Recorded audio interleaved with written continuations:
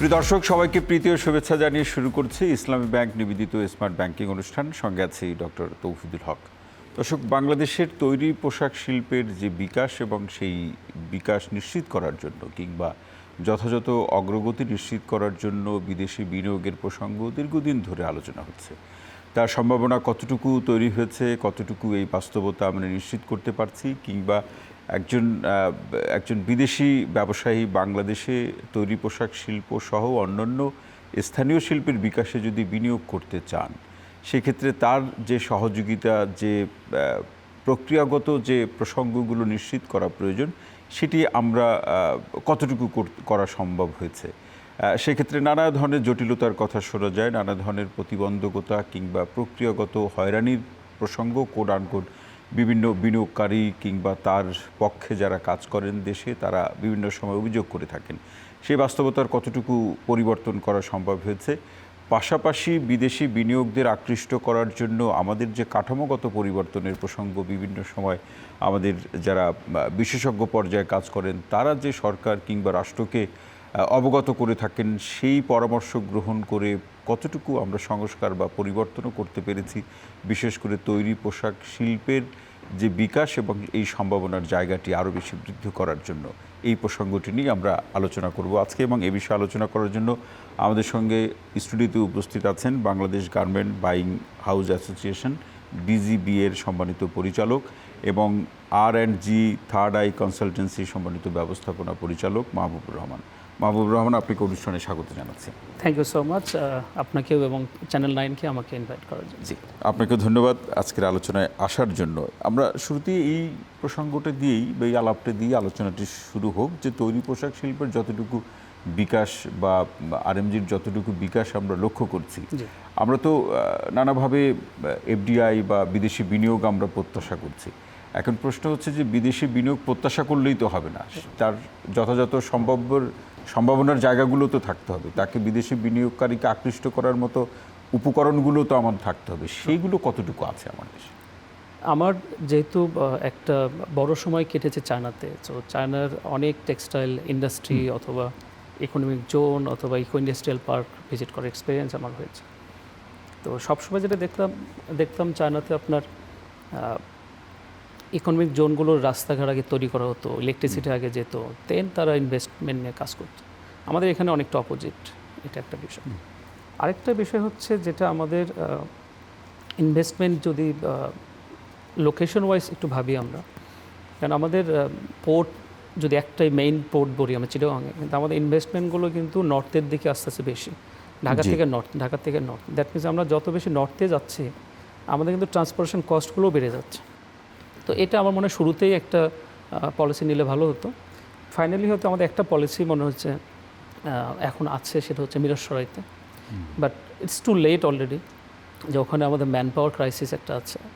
তো এবং ওখানে এখনও খুব স্লো ডেভেলপমেন্ট প্রসেস। যদি সরকার আরেকটু মনোযোগী হয় এইসব ক্ষেত্রে ইনফ্রাস্ট্রাকচার দিক থেকে, তাহলে একটা ভালো। আরেকটা বিষয় যদি দেখেন যে অনেকগুলো ফ্যাক্টরি বন্ধ হয়ে গেছে গত 6 মাস অথবা 1 বছর 2 বছরে। এই বন্ধ ফ্যাক্টরিগুলো চালু করতে কিন্তু আমাদের কস্ট কম লাগবে, যেহেতু ওখানে অলরেডি একটা ইনফ্রাস্ট্রাকচার রয়েই গেছে। আমার মনে হয় এর দিকে একটা ফোকাস দেওয়া উচিত যে বন্ধ ফ্যাক্টরিগুলোকে আবার নতুন করে চালু করা যায় কিনা। আপনি তো এই বিষয়গুলো নিয়ে দীর্ঘদিন ধরে কাজ করছেন, তো সেভাবে কিভাবে আকৃষ্ট করা যায়? এটি কিন্তু সরকার এই প্রসঙ্গগুলো বা সম্ভাবনার জায়গাগুলো নিয়ে যে কোনো দেশের বিনিয়োগকারীদের একটা কনফারেন্স করলে কি ভালো হবে, নাকি রাষ্ট্রীয় পর্যায় থেকে একটা টার্ম পেপারই তৈরি করা যেতে পারে, একটা টরি তৈরি করা যেতে পারে? Very good idea. আমার মনে হয় এটা একটা ভালো সলিউশন হতে পারে। ফর এক্সাম্পল, ধর এখন সিচুয়েশনটা যদি একটা বোঝার চেষ্টা করি, যে ফ্যাক্টরিগুলো বন্ধ হয়ে আছে, সে ফ্যাক্টরি ব্যাংক জানে সে ফ্যাক্টরি বন্ধ, এবং ফ্যাক্টরি ওনার এবং রিলেটেড মানুষগুলোই শুধু জানে ফ্যাক্টরিটা বন্ধ। তো এটা কিন্তু বিডা অথবা আমাদের বেজা বা কারোর কাছে ইনফরমেশনগুলো ওইভাবে নেই। যে একজন ইনভেস্টর যখন আসে বা একটা নাম্বার অফ ইনভেস্টর যখন বাংলাদেশে আসে, তখন তো তাদের কাছে আমরা এইগুলোর একটা ডিটেলস দিতে পারতাম, যে আমাদের কাছে যেরকম আমাদের ইকোনমিক জোনগুলো আছে, আমাদের কাছে এক্সপোর্ট প্রমোশন যে EPZ যেটা আছে আমাদের প্রসেসিং জোন, পাশাপাশি আমাদের কাছে এই ফ্যাক্টরিগুলোও আছে যাদের প্রোফাইল এই লেভেলের আছে। সো এই ধরনের প্রমোশন কিন্তু আমি দেখিনি। আমি এফডিআই নিয়ে কাজ করছি মোর দেন 10 ইয়ার্স, কিন্তু আমি কখনো দেখিনি যে এরকম কেউ করে। দেন আমার কাছে রাইট নাও মোর দেন 70 ফ্যাক্টরি প্রোফাইল এবং ডিটেলস আছে আমার কাছে, যেটা নিয়ে আমি চেষ্টা করতেছি চায়নাতে প্রমোট করতে। মানে বন্ধ হওয়া ফ্যাক্টরিগুলো কেউ সেল করতে চাচ্ছে, কেউ হয়তো রেন্টে যেতে চাচ্ছে, কেউ জয়েন্ট ভেঞ্চার চাচ্ছে। তো আমি আমার জায়গা থেকে চেষ্টা করছি, কিন্তু এটা যদি একটা পলিসি মেকিংয়ের জায়গা থেকে অথবা অ্যাকচুয়ালি যার কাছে ব্রাঞ্চ অফ পিপল আসে, সেটা অ্যাসোসিয়েশন হতে পারে, সেটা বেজা বিডা বা বেবজা হতে পারে, তাদের কাছে এরকম আমি পাইনি খুব একটা যে তাদের কাছে একটা লিস্ট অথবা তাদের কাছে একটা প্রোফাইল আছে কোম্পানিগুলো। তারা শুধু হয়তো নতুন ইকোনমিক জোন নিয়ে কাজ করছে, তারা শুধু সংখ্যার কথাটাই সংখ্যার কথাটা ভাবছে, অথবা যেখানে সে চেষ্টা করছে ইনভেস্টমেন্ট আনার জন্য। ফর এক্সাম্পল মিরাসরাইতে একটা বড় অংশ কিন্তু এখনও ডেভেলপমেন্ট হয়নি, ল্যান্ড আমাদের ডেভেলপমেন্ট আন্ডার ডেভেলপমেন্ট, যেটা আরও হয়তো 2-3 বছর লেগে যাবে।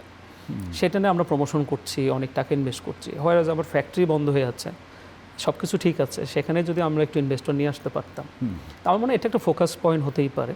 মোর দেন 500 ফ্যাক্টরি আমাদের ভিজিট করা আছে। ভিজিট বলতে আমরা ডায়াগনোসিস করি অ্যাকচুয়ালি ফ্যাক্টরিগুলো, আমরা স্কোপ অফ ইমপ্রুভমেন্টটা দেখি।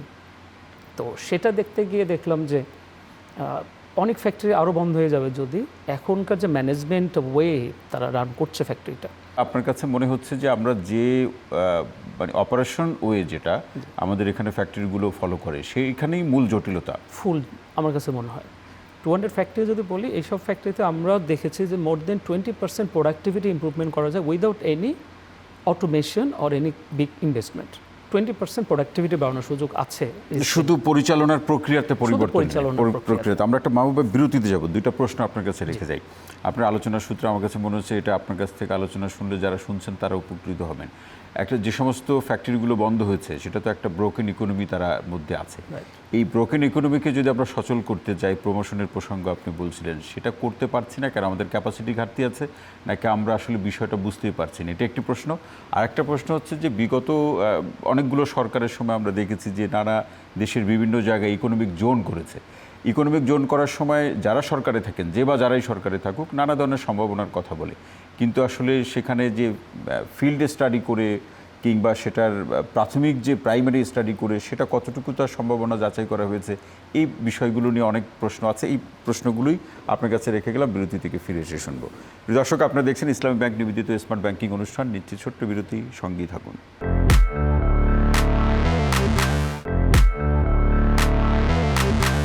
দর্শক, বিরতির পর আরও একবার স্বাগত ইসলামী ব্যাংক নিবেদিত স্মার্ট ব্যাংকিং অনুষ্ঠানে। সঙ্গে আছে ডক্টর তৌহিদুল হক। যে বিষয়টিতে আজকে সম্মানিত আলোচক মাহবুবুর রহমান ভাইয়ের সাথে আলোচনা, যে তৈরি পোশাক শিল্পের বিকাশে বিনিয়োগ এবং এর সম্ভাবনা কতটুকু বাংলাদেশে আছে, সেই প্রসঙ্গ নিয়ে আলোচনা। মাহবুব ভাই, দুটি প্রশ্ন রেখে যাও আপনার কাছে। একটা হচ্ছে প্রমোশন, যে ব্রোকেন ইন্ডাস্ট্রি যেগুলো বন্ধ হয়েছে তাদের যে ব্রোকেন ইকোনমি সেটাকে সচল করার জন্য প্রমোশনের কথা বলছিলেন, আমরা করতে পারছি না কেন? আমরা কি ক্যাপাসিটি ঘাটতি আছে, নাকি এটা নিয়ে আমাদের মধ্যে এখনও সেই পরিমাণ ভাবনা জাগ্রতও হয়নি? আমার মনে হয় সবাই যে যার প্রবলেম নিয়ে ব্যস্ত অ্যাকচুয়ালি। সো আমার ফ্যাক্টরি বন্ধ, এটা আপনি কেন প্রমোট করবেন? মানে যার বন্ধ হচ্ছে সমস্যাটা এটাই মনে করা হচ্ছে, সে লাইবেল। কিন্তু এই বন্ধের পেছনে হয়তো আমাদের সামগ্রিক পরিবেশটাও কারণ ছিল, এটা হয়তো কেউ ফিল করি না আমরা কিছু কিছু ক্ষেত্রে। তো but what ever it is, আমার কাছে মনে হয় যে এটা দেশের তো ইনভেস্টমেন্ট, এখানে দেশের টাকায় ইট বালি সিমেন্ট সব কিছু আমাদের দেশের টাকায় হোক না ব্যক্তি মালিকানা, বাট দেশের টাকায়। তো আমরা যদি ওই ফ্যাক্টরিটাকে আরও 10 বছর 20 বছর চালাতে পারতাম, আমাদের নতুন একটা ইনভেস্টমেন্টে কিন্তু আমাদের টাকাটা সেভ হয়।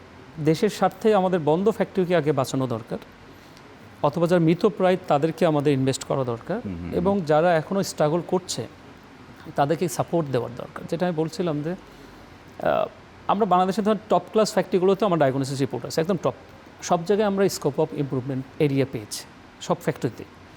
তো আমরা যদি এই ফ্যাক্টরিগুলোকেও চিন্তা করি আমরা, যে যার বেস্ট তারও ইমপ্রুভমেন্টের স্কোপ আছে, তাহলে যারা একটু পেছনে আছি আমরা স্পেশালি আরও বেশি দরকার। এবং আপনার সবচেয়ে বিপদে আছে আমাদের এসএমই ফ্যাক্টরিগুলো। বিপদের ধরনগুলো একটু বলবেন, কি পয়েন্টসগুলো? ফর এক্সাম্পল, তাদের খুব একটা highly educated highly skilled man পাওয়ারও যেমন পায় না তারা। Man power means mid to top management বলছি আমি। তাদের ভালো মার্কেটিং টিম নেই, রাইট, যারা প্রোডাক্টটা সেল করবে সেটাও নেই। ম্যানেজমেন্টের দিক থেকে ধরেন ইন্ডাস্ট্রি ইঞ্জিনিয়ার যেটা বলি আমরা, I department, most of the SME ফ্যাক্টরিতে আই ডিপার্টমেন্ট নেই। তো তারা হয়তো সে পুরোনো আইডিয়াতেই কস্টিং করে যাচ্ছে, সে জানে না তার আমরা যেটা বলি কস্ট অফ মেকিং সিএম যেটা, অথবা যদি আপনি সিপিএম বলি আমরা কস্ট পার মিনিট, তো অনেকে এরা জানে না তার 1 মিনিটের কস্ট কত। তো বাংলাদেশে যে প্রাইসের সমস্যাটা ধরেন, সে খুব কম খরচে একটা অর্ডার নিয়ে আসে, কিন্তু দিন শেষে দেখা যাচ্ছে সে লস করছে। এটা তো 1 বছর 2 বছর বুঝতে পারে না, যেহেতু ব্যাংকের টাকা অথবা ইনভেস্টমেন্ট তার সামহাও কালেক্ট হয়েই আছে। 5 বছর 10 বছর পরে কিন্তু সে ধ্বংস হয়ে যাচ্ছে বা বন্ধ হয়ে যাচ্ছে। সে প্রত্যেকটা অর্ডারে লস করছে, সেটা জানে না। আমরা মোর দেন 50 ফ্যাক্টরির ওনারদের জেডি বানিয়েছি, জব ডিসক্রিপশন। আমাদের অনেক ওনাররা তার জেডিটাও হয়তো জানেন না। কিছু যে ওনার জানেন না, এটা খোলামেলাই বলি, আপনি একটা ভালো পয়েন্ট জানে, এই সংখ্যাটা হয়তো হাতে গোনা কয়েকজন। আমাদের যতগুলো কনসালটেন্সি করে, আমরা সবসময় বলি মালিককে 2টা কাজ নিজের করা উচিত। 2টা কাজ অ্যাটলিস্ট। একটা হচ্ছে মার্কেটিং তার নিজের করা উচিত। তার কোম্পানির ব্র্যান্ডিং আরেকজন বেটার করতে পারবেন। আমার চায়নার যে 10 বছর এক্সপিরিয়েন্স, আমি দেখেছি ওনাররাই অ্যাকচুয়ালি মার্কেটিংয়ে যেত, যদিও সে ল্যাঙ্গুয়েজ জানে না, সে দোভাষী নিয়ে যেত, বাট ওনার নিজে মার্কেটিং, তার প্রেজেন্সটা খুব ইম্পর্টেন্ট, ভেরি ইম্পর্টেন্ট। আমাদের এখানে ওইটা আমি গ্যাপ পাই অনেক ক্ষেত্রে, যে ওনার যেতে চান না, তিনি হাইলি পেইড একজন মার্কেটিং হেড অথবা সিএমও হায়ার করে, তাকে দিয়ে মার্কেটিং করে। তো এটা আমার কাছে মনে হয় একটা রং কনসেপ্ট। মানে আমার আরেকটা হচ্ছে ফাইন্যান্স, অ্যাকাউন্টস, এটাও আমরা অনেক সময় সিএফও হায়ার করি, এই সে সব ঠিক আছে, অনেকে নাম্বার দেখে না, মাস শেষে আমার একটা ডেবিট ক্রেডিট মেলানো, এটাও আমি দেখেছি অনেক মালিক খুব একটা বলে আমার লোক আছে, এক্সপার্ট আছে, তারা দেখবে। এই 2টা জেডিতে আমি সবসময় চেষ্টা করি ইনক্লুড করতে একটা ওনার।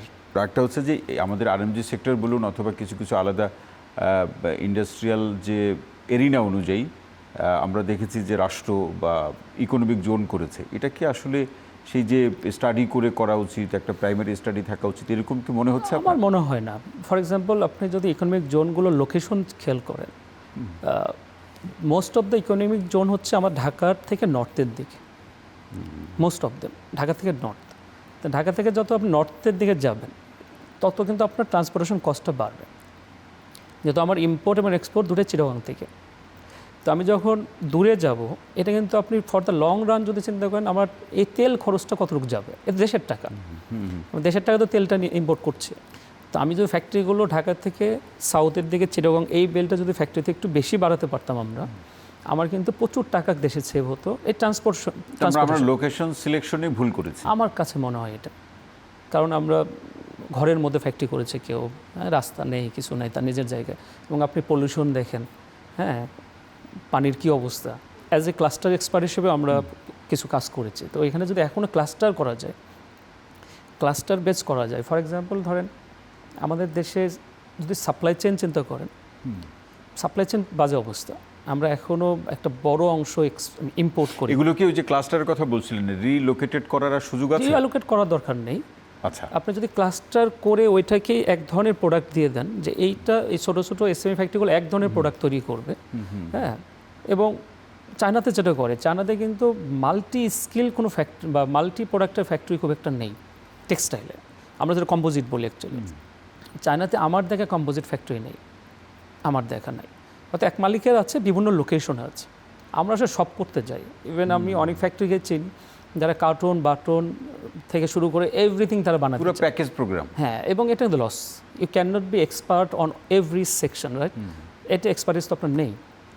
আমরা কাউকে রিলাই করি না, কাউকে ট্রাস্ট করি না, হ্যাঁ। এটাও আমাদের একটা কস্টিংয়ের জন্য খুব লসের একটা বড় কারণ, লসের একটা বড় কারণ। আমরা আরেকটা বিরতিতে যাব মাহবুব ভাই, কয়েকটি প্রশ্ন রেখে যায়। ব্যাংক লোনের প্রসঙ্গ আছে, এটা একটা, প্লাস অনেক ব্যবসায়ী এখনও অভিযোগ করেন এলসি ওপেন করতে পারছে না। পাশাপাশি আমরা যদি ফরেন ইনভেস্টমেন্ট চাই, আমাদের যে প্রক্রিয়াগত যে মানে অবস্ট্যাকলগুলো এখনও আছে, প্রতিবন্ধকতা বা বাধাগুলো আছে, সেগুলো দূর করার কি উপায় আপনার পরামর্শ থাকবে দূর করার প্রশ্নে? এই প্রশ্নগুলো আপনার কাছে রেখে গেলাম, বিরতি থেকে ফিরে এসে শুনবো। প্রিয় দর্শক, আপনারা দেখছেন ইসলামী ব্যাংক নিবেদিত স্মার্ট ব্যাংকিং অনুষ্ঠান, নিচ্ছে আরও একটি বিরতি, সঙ্গী থাকুন।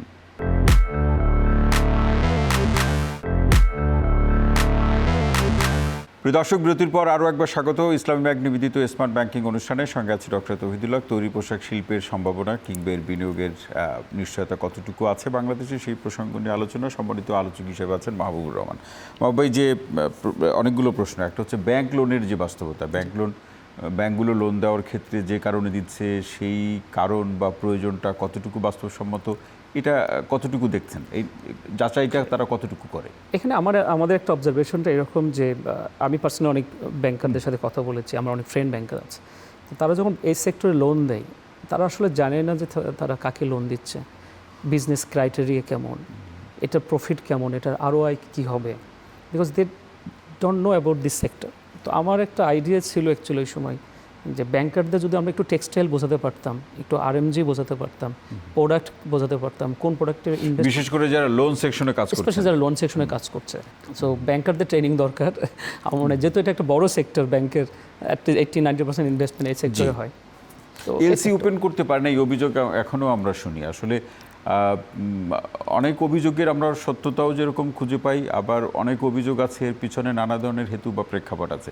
আপনার কাছে কি মনে হয় অভিযোগের সত্যতা আমাদের কেমন? গার্মেন্টস সেক্টরটা কম, গার্মেন্টসে কম, হয়তো টেক্সটাইলে কিছু থাকতে পারে, ইয়েতে গার্মেন্টসে কম। এর জন্য যেহেতু আমার মাস্টার এলসি পাই, সেখান থেকে ব্যাক টু ব্যাক করতে হয়, তো বা সেলস কন্ট্রাক্টের এগেনস্টে, সেখানে কিন্তু কম। বাট আমার কাছে মনে হয় যে আপনার ইনকামটাই বাড়াইতে হবে, আপনার খরচটা কমাতে হবে। সো এখানে স্কোপ আছে, সবারই ইমপ্রুভমেন্টের স্কোপ আছে। যে যার জায়গা থেকে আমাদের ইকোনমির এখন যে অবস্থান, এটা আসলে কাউকে দোষ না দিয়ে নিজেরা যদি সব জায়গা থেকে একটু কাজ করি, এখান থেকে বের হওয়া ইজিলি পসিবল। বিনিয়োগ বাড়াতে গেলে সরকারের কোন 3টা বিষয় বা কাজ, বা কোন 3টি কাজ সবার আগে করা প্রয়োজন?